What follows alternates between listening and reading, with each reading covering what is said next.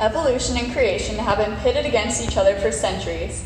Scientists claim that religion cannot accurately explain how the earth was formed, and that science is the only reliable source. On the other hand, creationists rely on their faith and knowledge of the Bible to form and support their beliefs. However, both sides have more in common than they may think, and are both beneficial to the study of the earth and how it was formed. According to the Pew Research Center's Religious Landscape Study, 62% of U.S. adults believe that humans have evolved over time, and a quarter of Americans believe that this evolution process was guided by a supreme being. We decided to question some creationists and show them how similar their views on how the earth was formed might be to those who believe in evolution.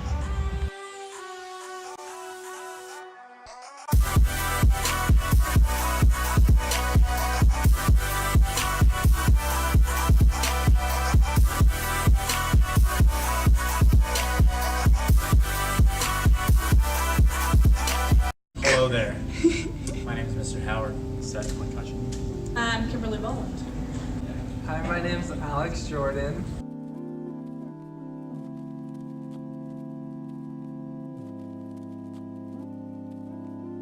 I think God created the universe and the earth.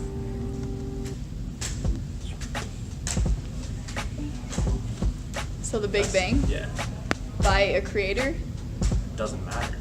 I believe that some length of time ago, and I don't really know how long, and it doesn't really affect so much, but I believe that God created the earth when he said, "Let's play it." And I think God created, and suddenly everything began to exist. The world came from nothing because God had the power to create things from nothing, like nothing else we've ever seen. I believe in like a combination between creationism and evolution. I kind of think that like God had a hand in evolution and that he's making animals more adapt to how humans are changing the world. So yeah.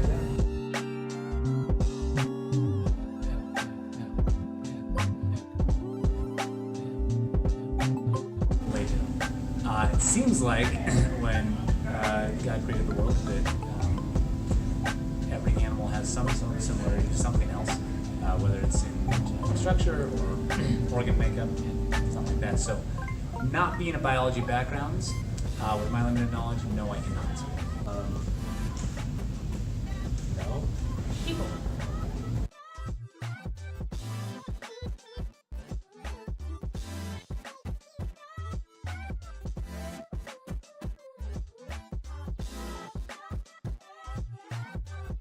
So, yeah, I'd say a couple things.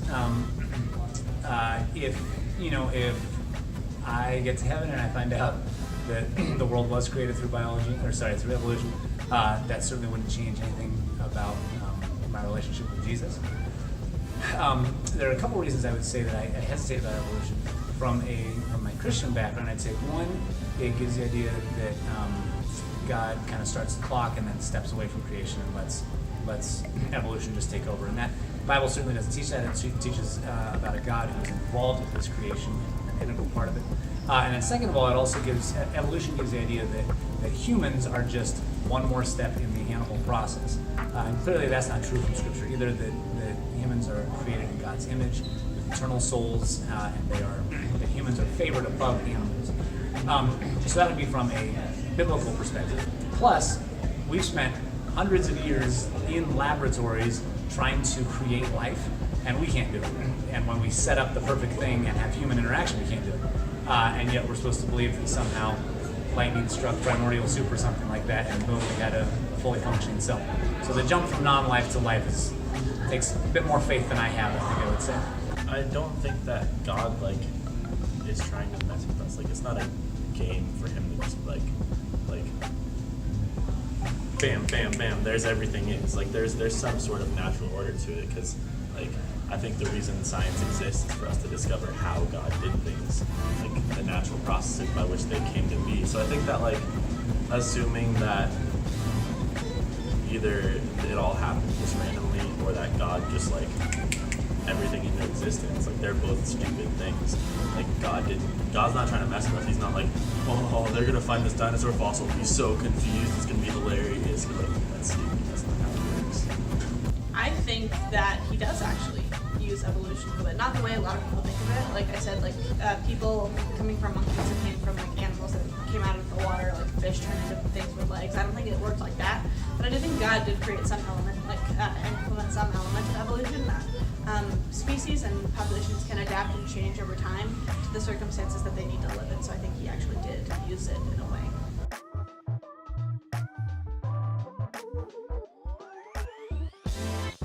That's a great question. And so, it's hard to know what the Earth looked like before the flood.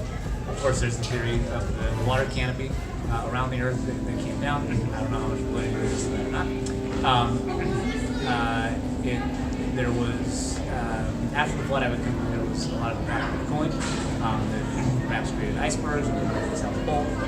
It's hard to know exactly what the continental makeup looks like at the time of the flood. Whether it was heights of mountains or even the location of continents, things like that. I think that's probably about the best answer. I don't know. I guess probably a lot of it froze. I mean, we know that the Earth used to be a lot warmer, and it goes in like swings of really cold and then really warm and really cold. So it like dips up and down. So I think that like it probably just froze or evaporated or something. Like I think God just kind of like got a bucket and just dumped it on the earth. Like I don't know if it just like came from rain, because that'd be a lot of rain. So I think God just like maybe made like a tsunami and just like added water as it was moving.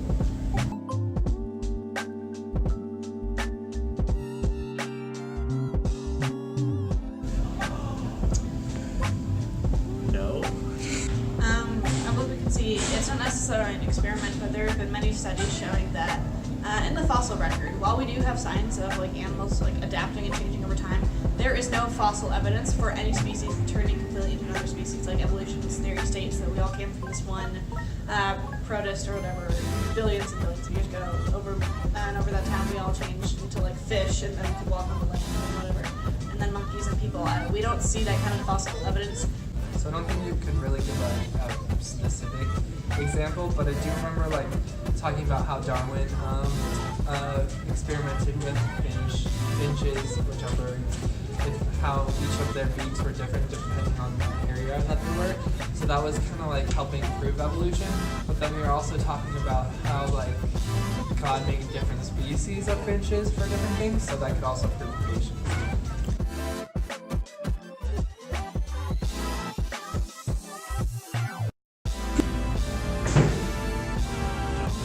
Not my problem. That's a God thing. Considering that they were on the ark for, I believe, more than a year, I think it's possible that other animals were bred and they ate those. But we don't really know. It wasn't a detail that was essential for us to know. Oh, never thought about one. The carnivores probably were fed by God, just like full tummies and everything.